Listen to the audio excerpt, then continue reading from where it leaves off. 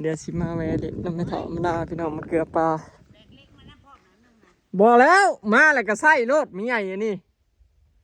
เห็นหน้าแล้วเคยบ่ได้ใส่เลยโอ้ยมาฮอดแล้วก็ใส่รถไม่เถาหน้าบ่ได้ไม่เท่ากับบ่เอาผัวจักเถื่อหู้ยามได้เด้ชีวิตเด้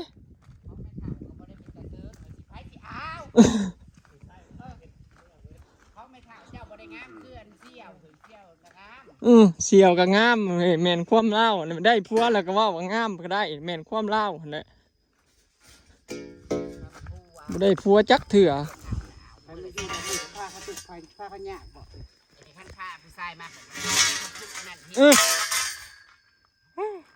่นก็บริษัทกระจ้างเอากลัวสัญญา2 สอบกระจ้างเขาเกี่ยวให้คนมันบ่อยากสบายดีเป็นอะไรได้เห็นไรสวัสดีพี่น้องได้กระตานึงมือจะจับมองมืออื่นกับไปแต่เศร้าแต่ว่าแต่เศร้าหากคอยคือสิตี 4บ่ได้แล้ว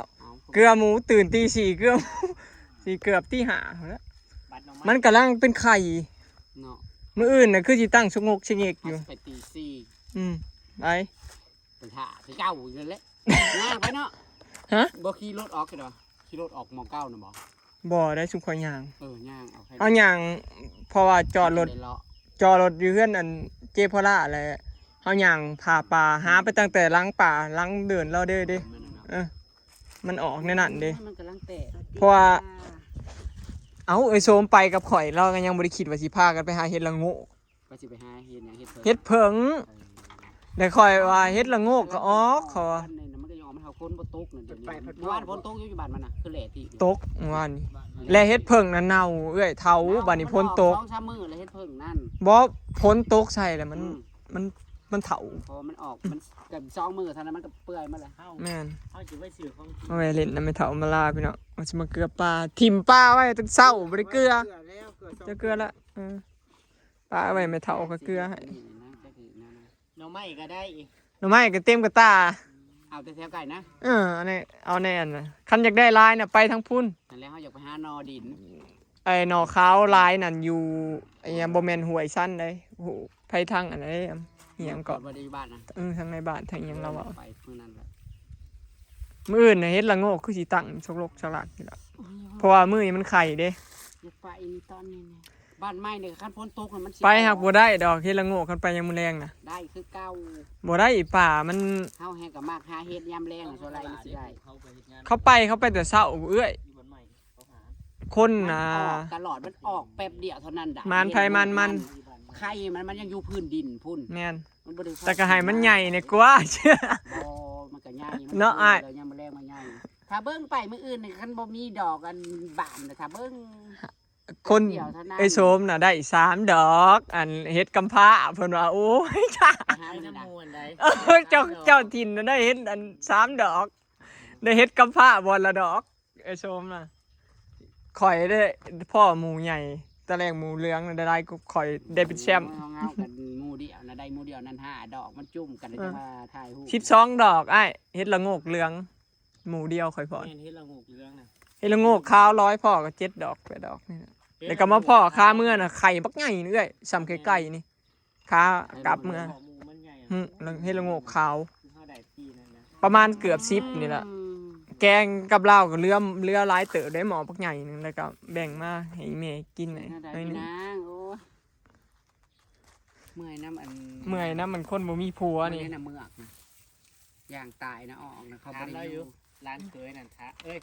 ร้านเคยนั่นถามดูว่าไม่เฒ่าคือได้เจ้าผัวมาเฮ็ดซอยโอ้ยบ่มีใครเอาดอกคือสิว่าจังซั่นสิถามให้มันเมื่อยยังฮู้อยู่ฮู้อยู่เขาร้านเคยแห่งก็ฮู้รุ่นเอาผัวคนแรกก็ตายปะมาล่าสุดเอาผัวที่2ก็ตายปะอีกคนดวงกินผัวน่ะเขาบ่อยากเอาปะนี่มันมีแนวมันมีช่วงแบบกินผัวน่ะมันเป็นป่านชะฮีซั่นโอ้ยอันนี้ก็ลูกสาวลอยเอ้ยบอกเราไปเป่ารถอยู่ผู้บ้านอีหยังไปเป่ากับหมอตายช่วงมันนั่นมันแห้ง ช่วงเรากินฮอตหมอ รุ่นนี้บ่เอาผัวซะอันชื่ออยู่ชื่อกินซะเนาะเนี่ยมันรุ่นนี้เลย ซื้อก็บ่ได้กินเขาเอาแต่เงิน โอ้ย ฉั ก็ นเห็นมาแล้ว อืม ว่าอย่างบ่ได้สิแตกเสียเงินให้เขาซื้ออันนี้ มีแต่เขาตัวบ่ บ่ได้เผาบ่ได้ตัวมันนั่นให้เขา เหมือนนั้นเลยเนาะ ช่วงใจอ่อนได้แบบพ่อผู้ชาย อืม นั่นน่ะมีจ้าบ่ได้กินจ้า อย่าไปเว้าเรา ข้าสิได้กินละกาข้าสิได้กินละเสียงเปลี่ยนสิได้กินละก็เสียงเปลี่ยนเฮ้ย เดี๋ยว เขาก็ตกใจ ช่วงนี้แล้วก็เริ่มอยู่ยากเลยได้มะเขือยาวแล้วเริ่มตายเลยนึกว่าเนี่ย เสื้อยาวตัวนั้นน่ะมันเป็นหยังมันจังเน่ามึงว่า ฮะ สู่ โอ้ยป้าไว้ดน เห็ เห็ น นเนาะ หยังมามันคือเน่าน่ะป่ายมันเน่า คอยว่าเราไม่ได้ใส่เลยละมาเครือเบาเอาไว้ ฮะ นั่นมาบวบเงานั่นหน่วยบักใหญ่มันเห็ดอันนั้น หมอบอกบวบมันจะคันระเบา มันคนนะ มันต้องเรียบๆลื่นๆนะนี่ กับปูกับเบาเป็นเดียว เบิ่งตุ๊กตาบายเพิ่นพี่น้อง ลูกสาวร้อยเพิ่น คือเนาะ อี ชีพ กากี้บ่เพิ่น กาด อีกากี้เด้อเจ้า สุดก็คือแม่ ำสุดแต่สุดหากินเหล้าเลยนะกับเสืออันนี้นะเสืออันนี้นะสุดหาเสือหากินเหล้าเดินเนี่ยสายตากับผิวอันนี้ก็มัดอันนี้คือขนาด ป่ายแม่เต้นที่ดึงเป็นป่ายมันตรง พากันมาเล่นบ่นี่มาถึงแล้ว อืม เป็นตะม่วนเนาะจังไปมื้อนี้นะ ม่วน เบิ่งคลิปนั่นนะ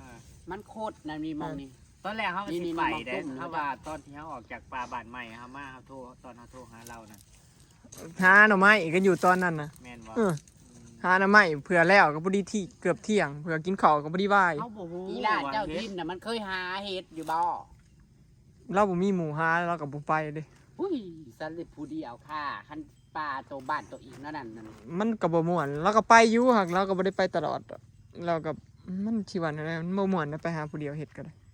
ย่างเลาะป่าผู้เดียวเราก็บ่อยากไปเนาะ เพิ่นเป็นคนบอกเด้เพิ่นว่าทาเฮ็ดออกหันสิโทรบอก พอเฮ็ดละโงกนี่มันบ่แม่นสิออกแบบคือป่าใกล้ๆตัวเฮาหาอันใดเอื้อยมันต้องโค้งไปไกลเติบได้กลัวเฮาบ่ได้คือเฮาไปหาเฮ็ดเพาะได้ พอไก่ซ้ำมันทำบ่ย่างไก่ซ้ำเฮาย่างตั้งแต่บรรณว่างฮอดหัวแดงปี โอ้ยก็สิบ่ไกลปานนั้นดอก เอาแห้งได้ย่าง อันนั้นแห้งแล้วจนฮอดขึ้นทำ อันนั้นก็โพดดอก มึงดึงดูเอานั่นได้ย่าง ดึงอันดึงมาดึงเล็กละ เจ็ดตุ้ยพาไปนะ เอาเอื้อยโตพาอ้ายลงแห่งกระเต็กแต่ว่าแต่เขตห้วยแดงฮอดอันเพื่อนอันนี้เด้เอื้อยทางลงนาพองอะเกือบซอด โง่กลับคืนมาอีกหลงทาง อยากลงไปหาหน่อไม้ดึงอันลึก ไอ้ส้มเราก็บอกกล้าพาไปไกลเนี่ยเราย่านลงเพื่อน ดึงไปได้ไหม มื้ออื่นพี่น้องป่าแตกแน่นอนหาบสมัครผัวผู้หนึ่งพี่น้องผู้แรกนี่บ่ให้เฮ็ดเวียกผู้ที่สองนี่ให้เฮ็ดเวียก ขนาดบักโอ่งขี้ข้านมันยังได้รับสมัครเยอะสอง เจ้าก็หาบสมัครติ หาบสมัครนะแม่เอาสาคลิปนี่เปิดสมัครกันผัวแม่เฒ่าข่อยพี่น้องขาดองบ่เอาขอแต่เฮ็ดเวียกเก่ง ฟรีอินเทอร์เน็ต ฟรีอินเทอร์เน็ตเอา ฟรีทุกอย่าง ขาดองบ่เอาแต่ว่า กินน้ำนอนน้ำ หรือว่าเอางัวน้อยแค่วองตัวหนึงบ่ เอาอยู่บ่ขาดองก็ได้ ก็หน่อยแขวมีทั้งเทิงตัวหนึง ว่าแต่มีแห้งเอาจ้า เออมันจะมีแฮง ว่า เอา จะมีแห้งเห็ดข่อย อืม ขอเชิญเกงได้บ่ต้องว่าไว้ก่อนขึ้นละ8เทื่อบ่ต่ำ อืมบ่เสือดอกเอามาคืนเดียวก็อ้ายรอดก็ เว้ามาเร็ว โหยุมื้อเช้านี่นะชวนไปเฒ่ามาลาชวนแซดไปตั้งแต่มื้อคืนนี่เงียบกิ๊บ ได้ตอบ เท้าฮอดมื้อนี่เงียบ เอาคือกัน ชวนไปหาเห็ด แล้วร้อยโทรหาว่ามากินแกงเฮ็ดละโงกเพราะว่าหากะเกี่ยวหญ้าให้งัวแล้วเพราะว่า ไม่เมื่อคืนนี่นอนจนไม่ได้อาบน้ำ ผู้เฒ่าเลี้ยงลูก อาบน้ำมาอันท้ายยังกุบกบเข้มๆนะเอ้ามันแจ้งแล้วว่ามันคือสิไปจะเช้าแท้ป่ะ เขาตื่นตี 4เอ้ยเมื่อคืน กูเมื่อมาเพราะว่าอันจังถุ่มไว้3ถุ่ม ลูกตี นอนเลยมันอยากนอน 4ย่างมาจากไหวเขาลูกตี 4มานี่ตั้งแต่ปู่เขาเสียตั้งแต่ไทยนา ย่างแล้วเป็นอยากเป็นโลวีนลบไหมมิ่งมาวันเดียวแล้วก็ เฮานี่สิจักมือแล้วไปปีนห้วยอันห้าหน่อไม้น่ะ3 เอาขึ้นไปประกบกันรถไปตรงต่อ แล้วก็มาหาเฮ็ดกับ2มื้อละ5มื้อซ้อนได้บ่ได้พักเลย ปล่อยรวมแล้ว ทาง ชิป เจ้า ไป ก็ใจ มือ เยอะ แล้วมั้ง สิเว้านี่ รวมทั้งงาน เวลา แจ เจ้าก งาน กู้น่ะเจ้าก็รูดไปใส่เล็กตัวนั้นแล้วก็มัดไว้ตัวกลาง กู้เขาเสีย นี่ก็รูดไปใส่เล็กตัวนี้แล้วก็มัดไว้ตัวนี้ก็รูดไปใส่เล็กตัวนั้นแล้วก็มัดไว้เข้าใจอยู่จังสิสบายมื้อนั้นบ่ เข้าใจอยู่บ่มันจังบ่ตกลงมาเจ้าสิรูดไปทั้งพุ่นบ่มันก็ลายพูดเลยเออ ผู้หญิงกังวลอยู่กับอันนี้เพิ่นนะเขาบอกให้เห็ดหลังคารถ เอาขึ้นเทื่อละแพงบัดเวลาเจ้าเอามาใส่กันแล้วก็ดึงประกบกันรถ เอาโครงเหล็กมาใส่ผัดเอาผ้าแฉลมมาใส่ ขึ้นมัดใส่ บัดลมมามันก็อู้ผ้าแฉลงขาดคือเก่า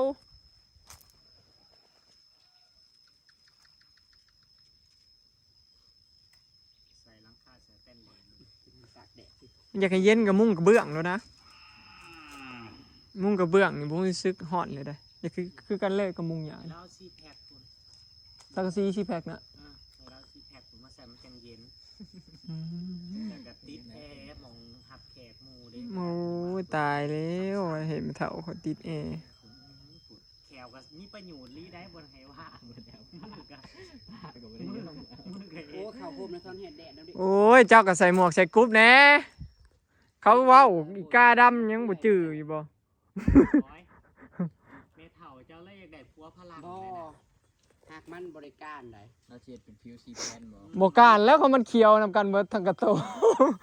มันบ่เคยเป็นเขตแต่มันเสมอกันหมดแค่ตัวเนี้ยเคยค่ะ ซ้ำกันเบิดความยาวน่ะ มันสิฮอดไสนี่มันสิฮอดตุกอยู่บ่ฮอด แต่ละมื้อกระสวนเพิ่นไปอยู่พี่น้องแต่ว่าเพิ่นบ่ว่างช่วงนี้เพิ่นก็ยากเลี้ยงงัว ค่านั่นก็ได้ ก็เลยว่ารับสมัครผู้มาเลี้ยงงัวซอย แนวมันนั่นนี่บ่ ส่วนเพิ่นไปบ้านจิปราชกับเพิ่นบ่ไปเพิ่นเมื่อยเกี่ยวหญ้า เล็กแข่งก็ใส่บุกกึ่งเอียงมันจะว่ามันบุกกึ่งเลยเอามันใส่หนีน้ำเนี้เห็นว่าต้องใส่ขาวก็ใส่ยีกใส่สองตัวเนี่ยเล็กก็เหลืออยู่พอดีเลยน่ะอันนี้มันห่างโหดนะขาวนึง มันเนี่ยมันห่างแล้วมันเฮ็ดกว้างโพด มันเอ็น มันกว้างกว่าเฮาเต้นเขา ผู้ใส่เห็นจ้ะเสากับเอียงงานโมดี เอาบ่แม่นโมเดิร์นบ่ งานโมดีหมุนไปซะเนาะ มาให้กำลังใจแม่เฒ่าพี่น้องสู้ๆเด้อแม่เฒ่าเอ้ยอดเอาเดี๋ยวก็สบายแล้วแหละ ตั้งแต่จับความได้บ่ได้เคยได้สบายตาย บ่แล้วนี่ก็สบายแล้วก็มีบ่อนส้น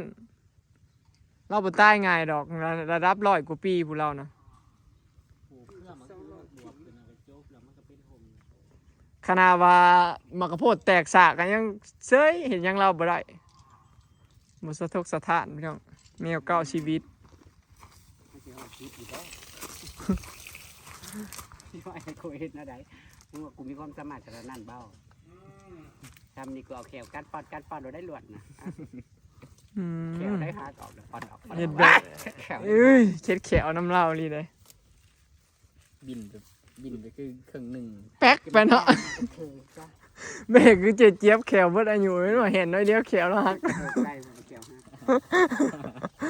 เบิ่งได้อายุเท่าไรแล้วไปเห็นนั่นเฉียดคือแขวสมัยเด็กน้อยมันบ่ได้แข็งเด้อ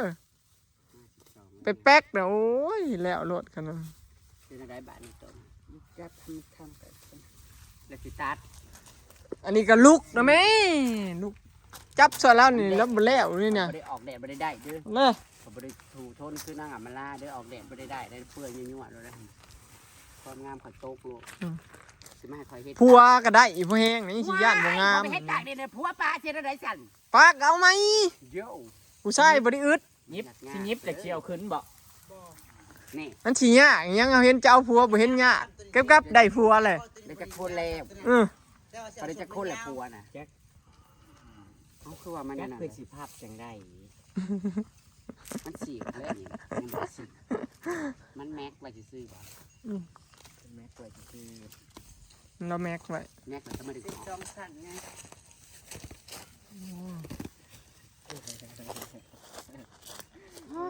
สำหรับคนบ่มีอยู่ในครัว เนาะลำบาก เราเฮ็ดไว้ให้เฮา ที่มันเห็น ไปเลย เอาไว้ให้เฮาเฮ้ย FC บอกว่า